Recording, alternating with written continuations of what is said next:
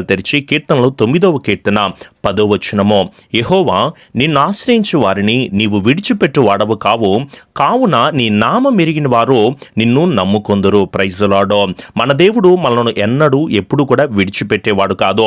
ఆయనను ఆశ్రయిస్తున్నాము, ఆయన్ని మనం వెతుకుతున్నాము. ఉదయకాలపు ప్రార్థనలో కానీ, ఇలాంటి వాగ్దానాలు వినే విషయంలో కానీ, రాత్రికాలపు ప్రార్థనలో కానీ, ప్రతి విషయంలో కూడా ఆయనను ఆశ్రయిస్తున్న ప్రతి ఒక్కరిని కూడా ఆయన ఎన్నడూ ఎప్పుడు కూడా విడిచిపెట్టేవాడు కాదు. అబ్రహాము పిల్లలు లేని వారిగా ఉండిపోతున్నారని దేవుడు వదిలిపెట్టేశాడా, విడిచిపెట్టాడా? ఎన్నడూ అబ్రహాము వదిలిపెట్టలేదు. నిజంగా దేవుడు ఆ కుటుంబాల పట్ల అద్భుత కార్యమే జరిగించాడు కదా. మోషే జీవితాంతము తన పుట్టినప్పటి నుంచి ఎన్నో కష్టాలను అనుభవిస్తున్నా సరే నైలు నదిలోనే ఉండిపోయాడు. అంటే మోషే ఎప్పుడూ కూడా తన జీవితం అక్కడితోనే ఆగిపోలేదు. యోసేపును కొట్టి బావిలో పడేశారు, గోతిలో పడేశారో అక్కడితోనే తన జీవితం ఆగిపోయిందా? దేవుడు ఆ కుటుంబాలను వదిలిపెట్టేశాడా, విడిచిపెట్టాడంటే ఎన్నడూ ఎప్పుడు కూడా వదిలిపెట్టలేదు.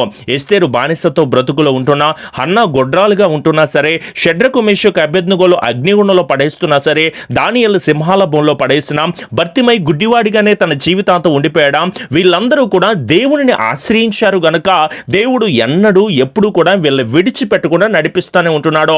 ఈరోజు మీరు ఆయన నామాన్ని తెలుసుకున్నారు, ఆయనను విశ్వసిస్తున్నారో, చెప్పిన ప్రకారంగా మీరు నడుచుకుంటున్నారో, ప్రార్థనలో, విశ్వాసంలో, నమ్మికలో, దేవుని వెతుకుటలో, ఆరాధించుటలో, దేవుని నామాన్ని గణపరచుటలో, మీ పాపాలన్నీ దేవుని సన్నిధిలో ఒప్పుకునే విషయం అంతట్లో మీరు సంతోషంగా, ఆనందంగా ప్రభు నామాన్ని గణపరిచే వారిగా ఉంటున్నారో, మీరు నమ్మండి, ఆయన యందు విశ్వసించండి.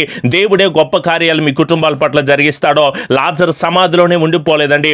ఎప్పుడైతే వీరందరూ వారి జీవితాన్ని మార్చుకుని, నీవే నాకు దిక్కు ప్రభువా, నీవే నాకు ఆశ్రయము నాయనా, ఇహలోకంలో నేను దేనిని నమ్ముకోవట్లేదు ప్రభువా, కేవలం నీవే ఆశ్రయమని, నీవే నాకు కేడమని, నీవే నాకు అత్యాస్పదమని, నీవైపే నేను చూస్తున్నాను ప్రభు అంటే వీళ్ళందరూ ప్రార్థన చేస్తూ వారి మనస్సులోకి సర్వోన్నతులైన దేవుని ఆహ్వానించారో.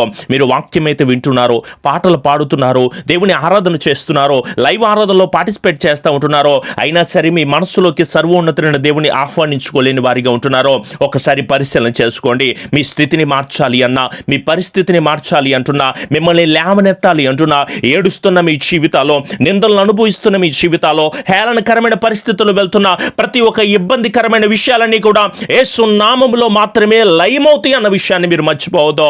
తప్పకుండా మీరు దేవుని వైపు చూడండి. ఎలాంటి పరిస్థితులు ఎదురవుతున్నా, వ్యాధుల్లో ఉన్నాము బ్రదర్, రోగాలు వస్తున్నాయండి, ఈ పాజిటివ్ కేసులు వస్తున్నాయండి, ఈ కరోనాకి భయపడుతూ ఉంటున్నాం. దయచేసి ఎవరు కూడా కరోనాకి భయపడద్దు. అలా అని చెప్పేసి మీరు బయట విచ్చలవిడిగా తిరగొద్దు.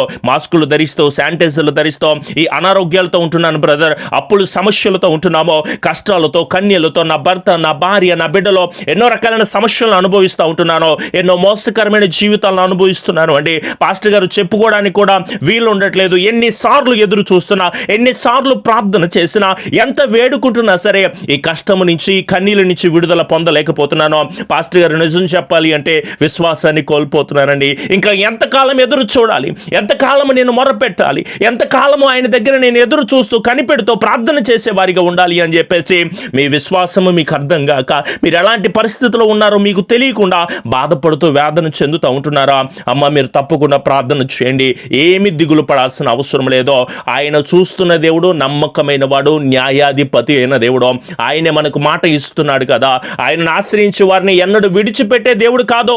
దావీదుని వదిలిపెట్టేశాడు అనుకుంటున్నారా? సింహంలో ఎదురొచ్చినాయి, గొల్యాతు ఎదురొచ్చాడు, అలాగే దానియేలు కూడా వదిలిపెట్టాడా? సింహాల బోన్లో పడేస్తూ ఉంటున్నా. కలభావం చెప్పకపోతే కత్తి మీదకు వచ్చినా సరే. మోషే విషయంలో చూడండి, ఇశ్రాయేలీలందరినీ 40 సంవత్సరాల అరణ్యంలో నడిపించే విషయంలో, 40 సంవత్సరాలేమో అరణ్యంలో సంచరించే విషయంలో, 40 సంవత్సరాలు రాజ్యాన్ని పరిపాలన చేసే మోషే విషయంలో ఎన్నడన్నా వదిలిపెట్టేశాడా, విడిచిపెట్టేశాడా? ఈరోజు మిమ్మల్ని కూడా ఆయన ఎన్నడూ, ఎప్పుడు, ఎలాంటి పరిస్థితుల్లో విడనాడని, వదిలిపెట్టని దేవుడని మీరు తప్పకుండా గుర్తుపెట్టుకోండి. పౌలు చెరసాల్లో పడేసినప్పుడు, ఎవ్వరూ ఏమీ చేయలేని పరిస్థితుల్లో ఉంటున్నప్పుడు కూడా నా దేవుడు తప్పకుండా కార్యాలు జరిగిస్తాడో. ఈరోజు మీరందరూ కూడా కష్టాన్ని అనుభవిస్తున్నారు, నష్టాన్ని అనుభవిస్తున్నారు. అయ్యో ఏం చేస్తున్నావు అర్థం కావట్లేదు పాస్టర్ గారు అని చెప్పేసి మేమేం చేసినా సరే కలిసి రావట్లేదండి. ఈ అప్పులు తీరట్లేదు, వివాహాలు జరగట్లేదు, వ్యాపారంలో కలిసి రావట్లేదు, అన్ని నష్టాలు ఎదురవుతున్నాయి, అన్ని కష్టాలు ఎదురవుతున్నాయి. అనుకున్నది అనుకున్న సమయానికి జరగక ఎంతో తీవ్రమైన మనస్తాపంతో చెంది ఉన్నావు కదా. నీ కుటుంబ సమస్యలు ఇలా ఉన్నాయని, శ్రమలతో, వ్యాధులతో బాధలు పడతా ఉంటున్నావు అని చెప్పేసి ఎన్నో దయనీయమైన పరిస్థితిని ఎదురు చూస్తున్న బిడ్డలారా, ఆయన యందు తప్పకుండా విశ్వాసము కలిగిన బిడ్డలుగా ఉండండి. ఎలా మేము విశ్వాసం ఉంటాము పాస్టర్ గారు అంటే, యోసేపును కొట్టి జైల్లో పడేసినా సరే అతని విశ్వాసాన్ని కోల్పోలేదు. దానియేలును చంపడానికి ప్రయత్నం చేసి సింహాల బోన్లో పడేసినా సరే నిజంగా దానియేలు ఎప్పుడు ఎన్నడూ కూడా విశ్వాసాన్ని కోల్పోలేదు. దావీదు నేను ఆరాధన చేస్తున్న దేవుడు ఉన్నతమైన దేవుడు అని, ఆయన్ను నేను నమ్ముకొని ఉన్నాను గనుక, ఆయన నామాన్ని నేను ఎరిగి ఉన్నాను గనుక నిజంగా సర్వోన్నతుడైన దేవుడిని నేను మహిమపరుస్తాను అనే ఉన్నతమైన స్థితిలోనే కలిగి ఉన్నాడే తప్ప యుద్ధం చేయాల్సి వచ్చిన, గొల్యాతును ఎదుర్కోవాల్సి వచ్చిన, ఎలాంటి పరిస్థితుల్లో వచ్చినా సరే దావీదు ఎన్నడూ కూడా కృంగిపోలేదు.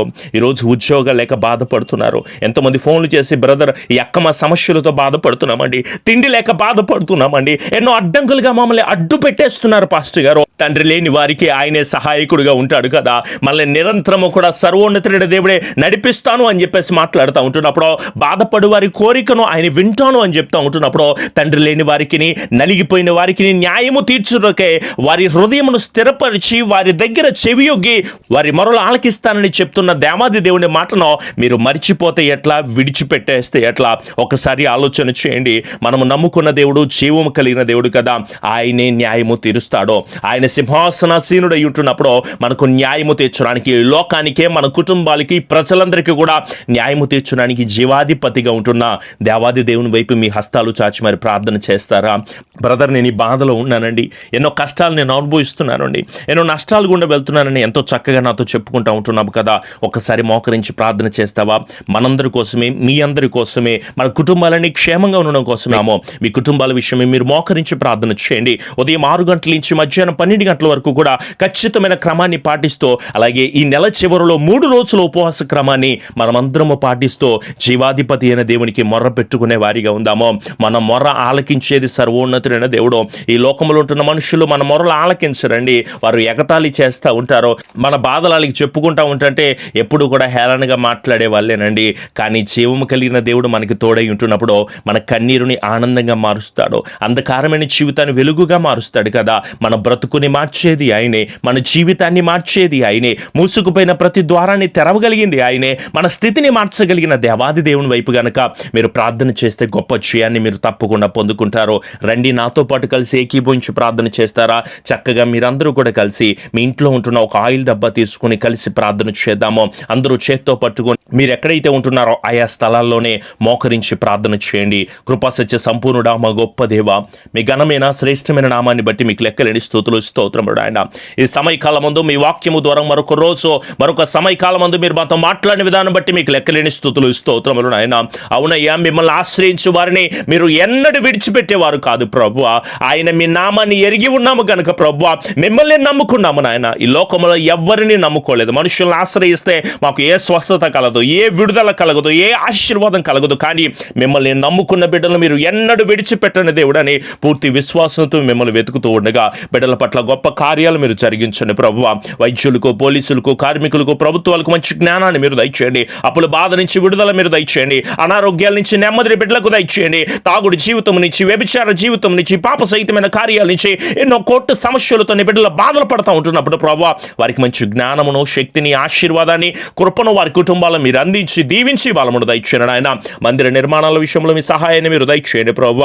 నీ బిడ్డలు ఎంతగానో ఎదురు చూస్తున్న ప్రతి కార్యాల్లో ప్రభువ మీ అద్భుతమైన విషయాలు జరిగించి స్థిరపరిచి కృప దయచేసి ఆశీర్వదించండి ఆయన. మీ యందు విశ్వాసము కలిగిన బిడ్డలను మీరు ఎన్నడూ వదిలిపెట్టరో అదే విశ్వాసముతో, నమ్మికతో ముందుకు సాగుతూ ఉండగా బిడ్డల పట్ల గొప్ప కార్యములు మీరు జరిగించి ఆశీర్వదించమని ఉదయకాలపు లైవ్ ఆరాధనలు మీరు మాకు తోడై ఉండండి ప్రభువ.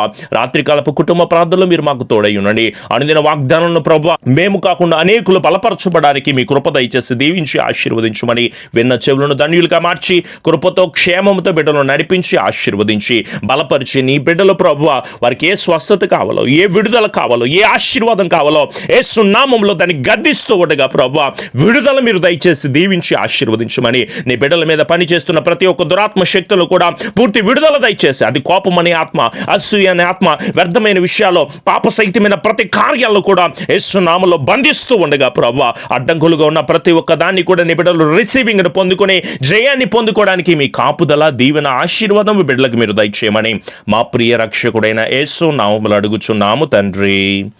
ఆమెన్. మీ ప్రార్థన అవసరతలు మాకు తెలియచేయండి. తప్పకుండా వాటన్నిటి విషయం ఎల్లప్పుడు కూడా ప్రార్థన చేసేవారిగా ఉంటాము. అలాగే ఈ ఛానల్ని సబ్స్క్రైబ్ చేసుకోండి. మీ స్నేహితులకి, బంధువులకి తప్పకుండా ఈ వాక్యాన్ని వాళ్ళకి కూడా తెలియచేయండి. ప్రతిరోజు ఉదయకాల సమయం ముందు 6 గంటలకి ఉదయకాలపు దేవుని స్వరం అనే కార్యక్రమం వస్తుంది, లైవ్ కార్యక్రమం. తప్పకుండా మీరందరూ కూడా వీక్షించండి. మనమందరం కలిసి ప్రతి కుటుంబం గురించి ప్రార్థించే వారిగా ఉందాము.